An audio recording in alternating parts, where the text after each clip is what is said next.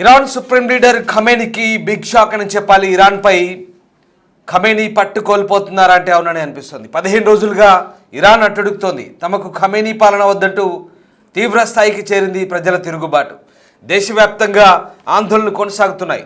ఆందోళనలు అణచివేసేందుకు నిరసనకారులపై కాల్పులు జరుపుతున్నారు. కాల్పుల్లో ఇప్పటికే దాదాపు 500 పైగా మృతి చెందినట్టుగా తెలుస్తుంది. క్షతగాతులతో ఆసుపత్రులు నిండిపోతున్నాయి. ఇంటర్నెట్పై ప్రభుత్వం బ్లాకౌట్ విధించింది. అయినా ఏమాత్రం ఆందోళనలు తగ్గలేదు. ఇరాన్ అల్లర్లపై అమెరికా స్పందించింది. నిరసనకారులను ఇరాన్ చంపాలని చూస్తే అమెరికా ఏ క్షణమైనా దాడి చేయాల్సి వస్తుందంటూ ట్రంప్ హెచ్చరించారు. ఒకవేళ ఇరాన్ న్యూక్లియర్ ప్లాంట్లను తిరిగి నిర్మిస్తే పేల్చివేస్తామంటూ కూడా హెచ్చరించారు. ట్రంప్ హెచ్చరికలపై ఇరాన్ తీవ్రంగా స్పందించింది. ట్రంప్ బెదిరింపులకు భయపడమంటోంది. అంతే ధీటుగా స్పందించింది ఇరాన్. తమ దేశ పరిస్థితులపై అమెరికా ఇన్వాల్వ్ అయితే తాము అమెరికా ఎయిర్ బేస్ను టార్గెట్ చేయడంతో పాటు ఇజ్రాయెల్పై కూడా దాడులకు సిద్ధమంటూ ఇరాన్ హెచ్చరిస్తోంది. ఈ నేపథ్యంలో ప్రస్తుతం పశ్చిమాసియా మళ్ళీ అట్టడుగుతోంది. ఇరాన్లో డిసెంబర్ 28 నుంచి ప్రభుత్వ వ్యతిరేక ఆందోళనలు ఉధృతమయ్యాయి. పెరిగిన అవినీతి, ద్రవ్యోల్బణం, నిత్యావసర సరుకుల ధర, అవినీతితో ప్రజలు మతాధికారుల పాలన వ్యతిరేకిస్తున్నారు. ఖమేనీ పాలనను అంతమొందించాలంటూ వీధులపైకి వచ్చి లక్షలాది మంది నిరసన తెలియజేస్తున్నారు. అంతేకాదు ఇక ఇరాన్ యువత మత ఛాందసవాద పాలకుల నుంచి బయటపడాలంటూ పిలుపునిస్తూ పెద్ద ఎత్తున అల్లర్లకు ఆందోళనకు దిగుతున్న పరిస్థితి కనబడుతోంది. ఎక్కడ చూసినా పెద్ద ఎత్తున నిరసనలు, ఆందోళనలు. ఈ ఆందోళనలు, నిరసనలు అణచివేసేందుకు ఇరాన్ ఖమేనీ ప్రభుత్వం వారిపై దాడులకు తెగబడుతోంది. అంతేకాదు ఇక పెద్ద ఎత్తున తలలపై కళ్ళలో కాల్చమంటూ ఆదేశాలు కూడా జారీ చేసినట్టుగా తెలుస్తుంది. ఈ నేపథ్యం దాదాపు ఒక టెహరాన్లోనే వందలాది మంది కాల్పులకు బలైనట్టుగా తెలుస్తుంది. అయితే ఈ విషయాలేవి బయట ప్రపంచానికి తెలియకుండా ఇరాన్ పూర్తిగా అక్కడ బ్లాకౌట్ పాటిస్తోంది. ఇంటర్నెట్ నిషేధించింది, విద్యుత్ నిలిపేసింది, ఆందోళనలు అణచివేస్తోంది.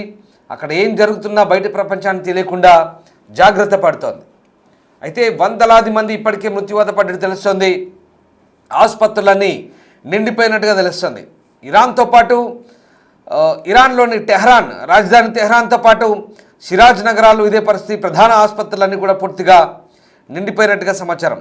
మీరు చూస్తున్నారు, ఇరాన్ మత పాలకుల జెండాను పీకివేసి అక్కడ యువత ఈ రకంగా మళ్ళీ పాత ఇరాన్ 1979కి ముందున్న షా కాలం నాటి ఇరాన్ అంటే రాజుల పాలనకు సంబంధించినటువంటి ఇరాన్ జెండాను ఏ రకంగా ఎగరవేస్తున్నారు చూడొచ్చు. 1979కి ముందు ఇరాన్ చాలా స్వేచ్ఛా వాయువులు పీల్చుకునే ప్రాంతంగా ఉండేది. ఒక రకంగా ఇరాన్ పశ్చిమాసియాలో పాశ్చాత్య పోకడలు కలిగిన పర్షియన్ దేశం. అది చాలా స్వేచ్ఛగా ఉండేవారు ప్రజలంతా కూడా. వాళ్ళకు నచ్చిన బట్టలు వేసుకొని లేదా నచ్చిన విధంగా ఉండేవాళ్ళు. కానీ 1979 తర్వాత ఎప్పుడైతే ఇస్లామిక్ రెవల్యూషన్ వచ్చిందో దాంతో ఇస్లామిక్ రిపబ్లిక్ ఆఫ్ ఇరాన్గా మార్చి ఇమాం ఖోమెనీ అలాగే ఆయన వారసులు అప్పటి నుంచి దశాబ్దాల కాలంగా పరిపాలిస్తూ మత ఛాందసవాదులుగా ముద్రపడి కఠినమైన ఆంక్షలు విధిస్తూ ప్రజలను ఒక రకంగా భయాందోళనకు గురి చేస్తూ, హింసకు, ఒత్తిడికి గురి చేస్తూ పరిపాలిస్తున్నారు. దీంతో ప్రజల తిరుగుబాటు మొదలైందని చెప్పాలి. ఇప్పుడు 1979కి ముందున్నటువంటి చివరి రాజు షా ఎవరైతే ఉన్నారో ఆయన కుమారుడు రెజా పహ్లావి కూడా అమెరికా ప్రవాసం నుంచి తిరిగి వస్తానంటున్నారు. ప్రజలను తిరుగుబాటుకు ప్రోత్సహిస్తూ ఇప్పటి మతాధికారుల పాలనపై మరింత తిరుగుబాటుకు సిద్ధం కావాలంటూ ఆయన అమెరికా నుంచి పిలుపునిస్తారు. మరోవైపు అమెరికా నిరసనకారులకు, ఆందోళనకారులకు మద్దతు తెలుపుతోంది. వాళ్ళ స్వేచ్ఛా స్వాతంత్ర్యం కోసం పోరాడుతున్నారని, వాళ్ళను ఇబ్బంది పెట్టినా, హింసించినా ఇరాన్ ప్రభుత్వంపై దాడులు చేస్తామంటూ అమెరికా హెచ్చరిస్తోంది. అయితే మరోవైపు అమెరికా హెచ్చరికలను ఇరాన్లోని ఖమేనీ ప్రభుత్వం తీవ్రంగా పరిగణించింది. పార్లమెంట్ అత్యవసరంగా సమావేశమై ఇరాన్, ఇజ్రాయెల్ అమెరికాలపై దాడులకు తాము కూడా సిద్ధమంటూ ప్రకటించింది. ఒకవేళ తమపై దాడి చేస్తే అమెరికా ఎయిర్ బేస్లను, ఇజ్రాయెల్ ప్రావిన్స్లను టార్గెట్ చేసుకుంటామని చెప్తోంది. మరోవైపు మీరు ఆ దృశ్యాలు చూడొచ్చు. ఇరాన్లోని యువత ఇమామ్ ఖొమైనీ పోస్టర్లను కాల్చివేసి దాంతో సిగరెట్లు కాల్చుకుంటున్నారు ఇరాన్ యువత. ఒకసారి ఆ దృశ్యాలు చూడొచ్చు. ఇది ప్రస్తుత పరిస్థితి. ఎంత వ్యతిరేకత ఉందో ఇరాన్ మతాధికారుల పాలనలో, ప్రజలు ఎంత విసిగిపోయారో ప్రస్తుతం మనకు ఆ దృశ్యాలు అద్దం పడుతున్నాయి. పూర్తిగా మత ఛాందసవాదంతో కూడిన పరిపాలన, చాలా దారుణమైన ఒత్తిడి, నిర్బంధం, హింస. దీంతో ప్రజలంతా కూడా తిరుగుబాటు చేస్తున్నారు. అంతేకాదు పూర్తిగా కరెన్సీ పతనమైంది. ఇరాన్ రియాల్ పూర్తిగా పతనమైంది. అమెరికా డాలర్తో పోలిస్తే 14 మిలియన్లు, అంటే దాదాపు ఒక రియాల్ విలువ 14 లక్షల, ఒక డాలర్తో పోలిస్తే 14 లక్షల ఇరాన్ రియాల్స్. ఎంత దారుణంగా పడిపోయిందో మనం చూడొచ్చు. దీంతో పూర్తిగా పతనావస్థకు చేరుకుంది. నిత్యావసర ధరలు అమాంతం పెరిగిపోయాయి. అవినీతి పాలన, అలాగే ఓవైపు మత ఛాందసవాదుల వేధింపులు, ఇవన్నీ తట్టుకోలేక ఇరాన్ యువత, ఇరాన్ ప్రజలు రోడ్లపైకి వస్తున్నారు. టెహ్రాన్, రాజధాని టెహ్రాన్, అలాగే మరొక ప్రధాన నగరమైన షిరాజ్, ఈ ఏరియాల్లో భారీగా నిరసనలు వెల్లువెత్తున్నాయి.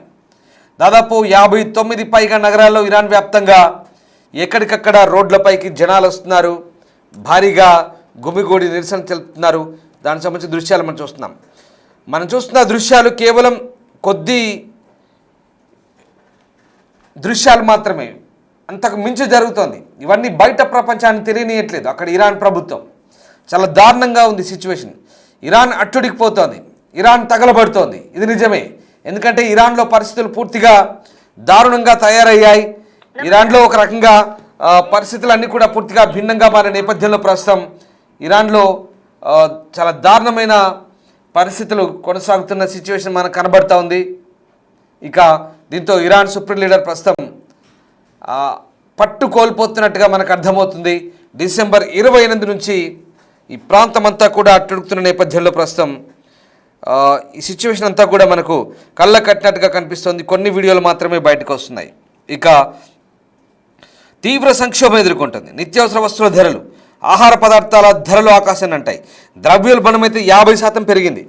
సామాన్యులు బ్రతకడమే కష్టంగా మారింది ఇరాన్లో. ఇక ప్రస్తుతం ఇరాన్ ప్రభుత్వ వ్యతిరేక ఆందోళనలు తారాస్థాయికి చేరుకున్న నేపథ్యంలో వాటిని అణచివేసేందుకు ఇంటర్నెట్ విద్యుత్ సరఫరాలను అక్కడ ప్రభుత్వం నిలిపేసి ఉక్కుపాదం మోపుతున్నప్పటికీ ప్రజలు ఎక్కడా వెనక్కి తగ్గడం లేదు. టెహ్రాన్ వీధుల్లో జనం పోటెత్తడంతో పరిస్థితి ఉద్రిక్తంగా మారింది. ఒకసారి ఆ దృశ్యాలు చూద్దాం.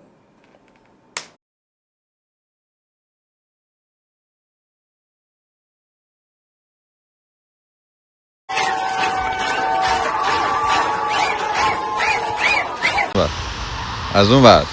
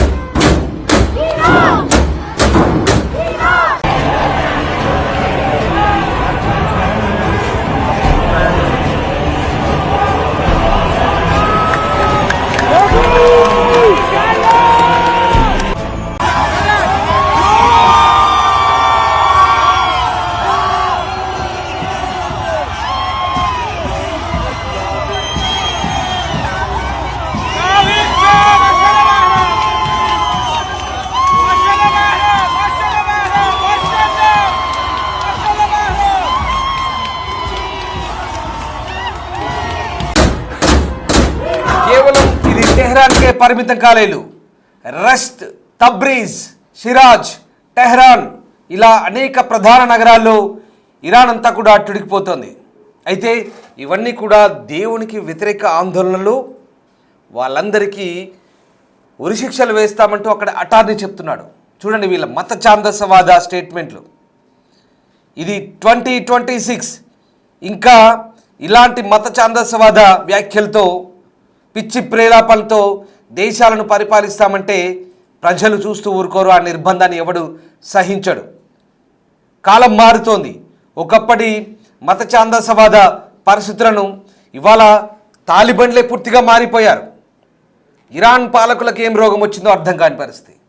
ఇంకా దారుణం, హిజాబ్ కనుక తీసేస్తే కొట్టి చంపితే ఆ దేశంలో 2022లో ఎంత అల్లర్లు చెలరేగాయో మీకు తెలిసిందే. ఈ మత ఛాందసవాదంతోనే చేతులారా ఆ దేశాలను నాశనం చేసుకుంటున్నారు. పిచ్చి నిబంధనలు, పిచ్చి రూల్స్. ప్రపంచం మారుతోంది కానీ వీళ్ళు మారట్లేదు. ప్రజల్ని హింసిస్తూ పాలన చేద్దామంటే ప్రజలు చూస్తూ ఊరుకోరు. ఇదిగో ప్రస్తుతం ఇలాంటి పరిస్థితి ఉంది ఇరాన్లో. అందుకే ఇతర దేశాలు జోక్యం చేసుకుంటున్నాయి. ఇప్పుడు అమెరికా కలిసి వస్తుంది. ఇరాన్లో ఆయిల్ నిల్వలు ఉన్నాయి.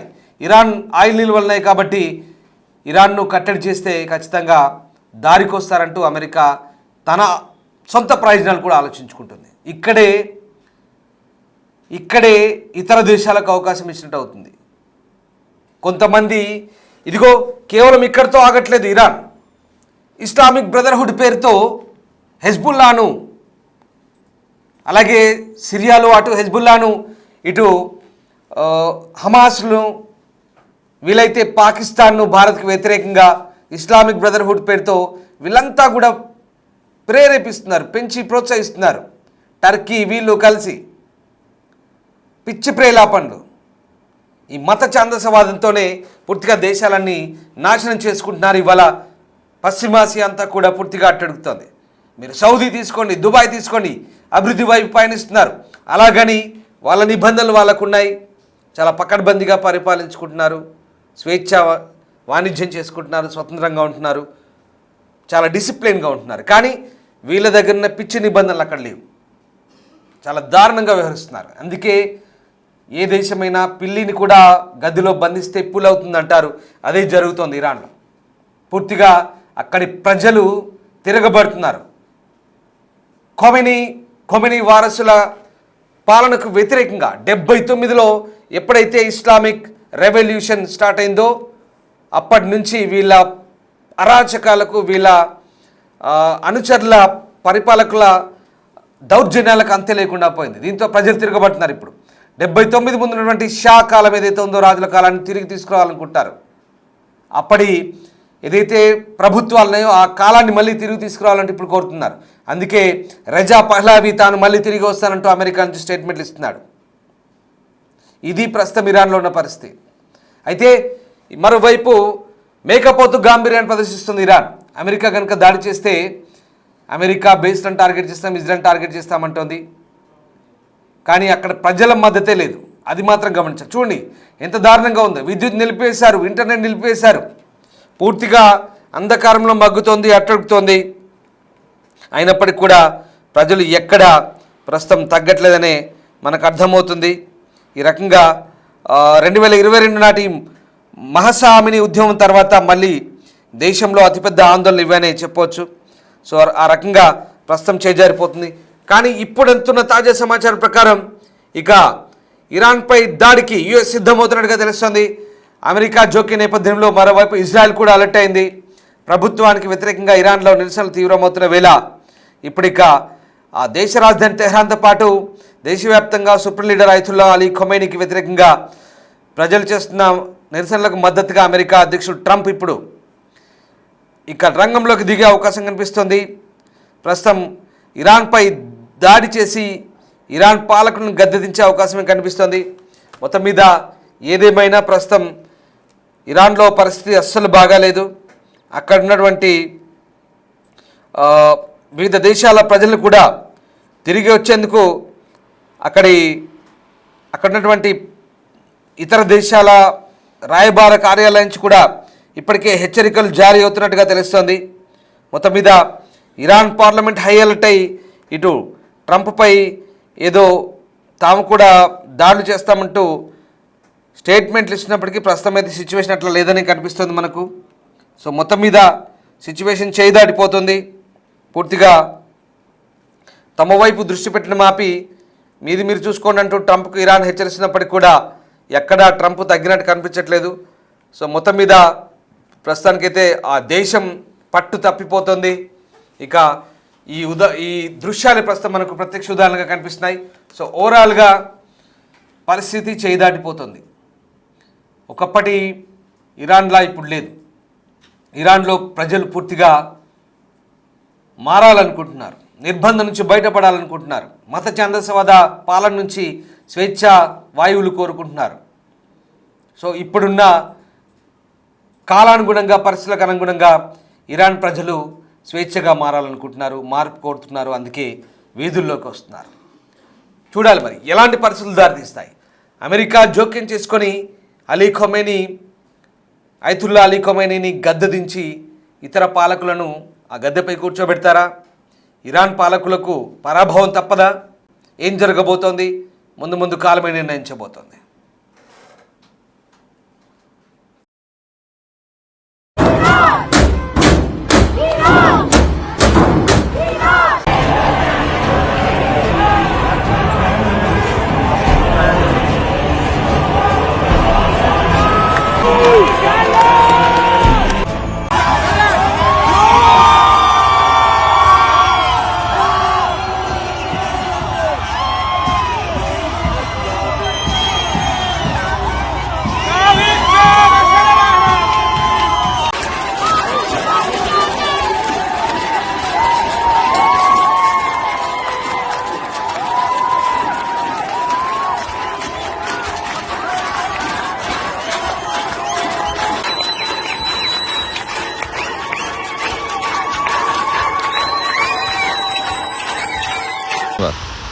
از اون ور